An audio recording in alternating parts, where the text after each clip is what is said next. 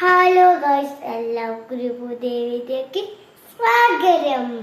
ഇന്ന് നമ്മൾ ഒരു മുട്ട പപ്സ് ആണ് ഉണ്ടാക്കാൻ പോകുന്നത്. മുട്ട പപ്സ് അല്ല, മുട്ട ബജ്ജി. മുട്ട ബജ്ജിയാണ് നമ്മൾ ഉണ്ടാക്കാൻ പോകുന്നത്. എന്നിട്ട് ഉണ്ടാക്കാൻ പോകുന്നത് ചെയ്ത് നമ്മള് മുട്ട ബജ്ജി ഉണ്ടാക്കാൻ പോവാന്ന് പറഞ്ഞ ഉണ്ടാക്കാൻ പോകും. അപ്പൊ നമുക്ക് നേരെ വീഡിയോക്ക് കടക്കാം.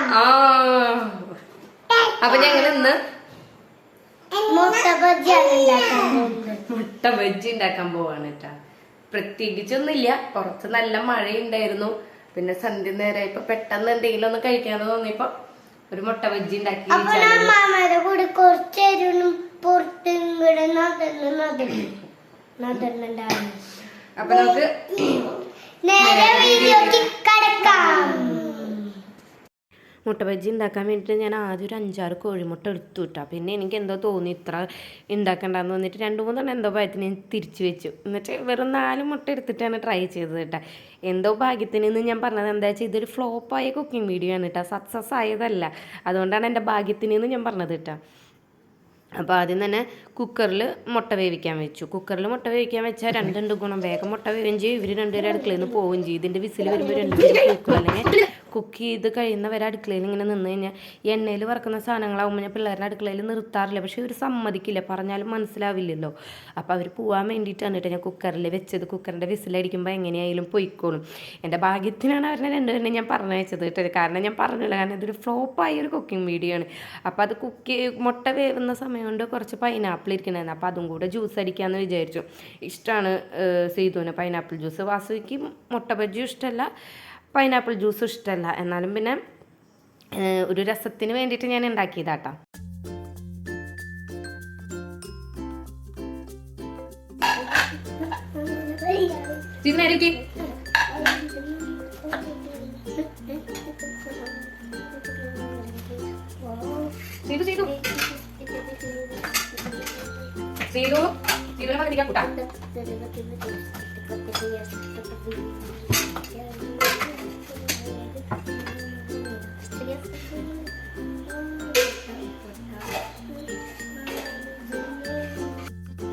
ഒരു കഷ്ണം എടുത്ത് കഴിച്ചു നോക്കിയാ സീതു, ഇതാ ഒരു കഷ്ണം എടുത്ത് കഴിച്ചു നോക്കിയാ.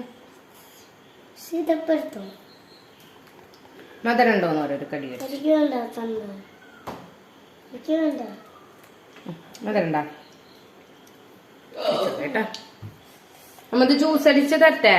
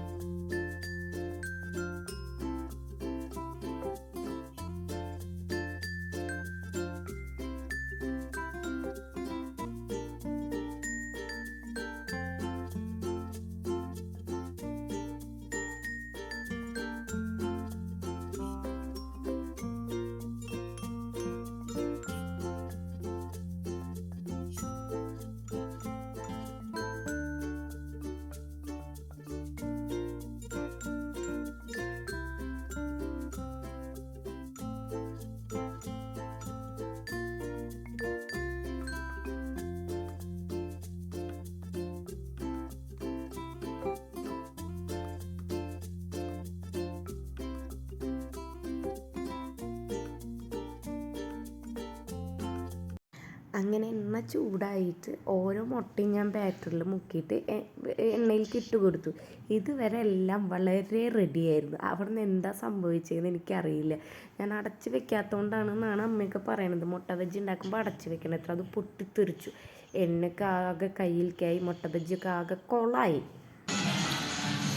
മുട്ട ബജ്ജി ഉണ്ടാക്കൽ തൽക്കാലം നിർത്തി വെച്ചിട്ട് കാരണം ഫ്ലോപ്പായി പോയി. അത് പൊട്ടിത്തെറിച്ച്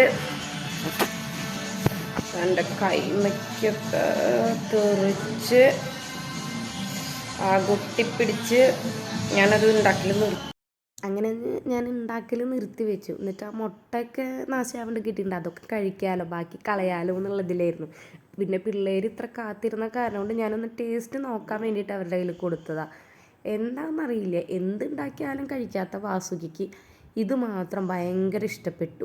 അത് കഴിച്ചിട്ട് അടിപൊളിയായിട്ടുണ്ടെന്നാണ് അത് കണ്ടു കഴിഞ്ഞാൽ എനിക്ക് തന്നെ കഴിക്കാൻ തോന്നില്ല. പക്ഷേ അതിലത്തെ ആ മാവ് മൊരിഞ്ഞത് കഴിച്ചു നോക്കിയപ്പോൾ എനിക്കും വലിയ കുഴപ്പം തോന്നില്ല കേട്ടോ. ടേസ്റ്റ് നോക്കി പിള്ളേർക്കും അമ്മയ്ക്കൊക്കെ ഭയങ്കര ഇഷ്ടപ്പെട്ടു കേട്ടോ. ഞാൻ നോക്കിയപ്പോൾ എനിക്ക് വലിയ കുഴപ്പമൊന്നുമില്ല, ഭംഗിയില്ല എന്ന് മാത്രം. പക്ഷേ ബാറ്റർ നമുക്ക് നല്ല വൃത്തിയിൽ വെന്ത് കിട്ടിയിട്ടുണ്ട്. മുട്ട സെപ്പറേറ്റ് ആയിട്ട് കിട്ടിയിട്ടുണ്ട്. കളയേണ്ട ആവശ്യം വന്നില്ല, ഞങ്ങൾ കഴിച്ചു. അപ്പം നിങ്ങൾ തന്നെ കണ്ടു നോക്കിട്ടോ പിള്ളേർ കഴിച്ചിട്ട് അഭിപ്രായം പറയണത്. എങ്ങനെയുണ്ട് വാസുകി അമ്മയുടെ പൊട്ടിപ്പാളീസായ ബജ്ജി? എങ്ങനെയുണ്ട്?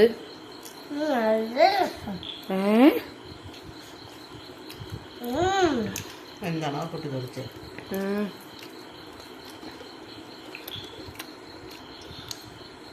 എങ്ങനെയുണ്ട് സീതു?